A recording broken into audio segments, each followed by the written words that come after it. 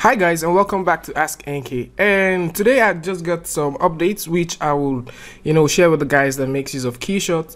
And the update is pretty simple. So Keyshot has just released Keyshot 8.2 and it comes with a couple of features. Not features that I particularly like, but maybe features that you might probably want. You have maybe asked for it and now they're giving it to you. And one of those nice stuff that they're coming out with is the fact that you can now do offline renders and pause them. And you can also now render when you use a Linux rendering network or pipeline. And other things they're talking about is they can now integrate deformable curve support when you're making use of Alembic, and also within the Alembic they now support vertex color. If you want to check out the release note, I'm going to put a link in the description so you can find that out for yourself. And if you're using Keyshot, probably you might have also seen a couple of features that have made their way to Keyshot 8, those things that were not available previously. And also in Keyshot 8.1 they added some new stuff which has to do with you exporting your stuff to Photoshop and Photoshop 64, 16 and 32-bit as well.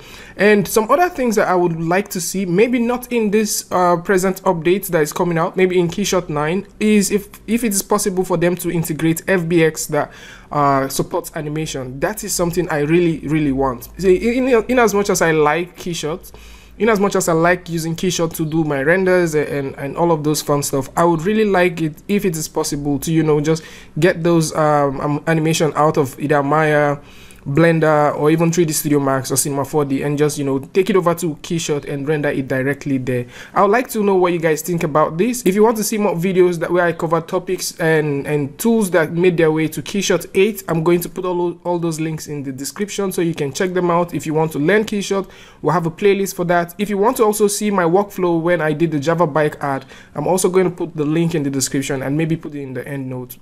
And for the guys that don't own Keyshot, or maybe you want to download Keyshot or use Keyshot for the meantime, Keyshot is not particularly like the other guys that keep doing the subscription. That is not something I've found them to do yet.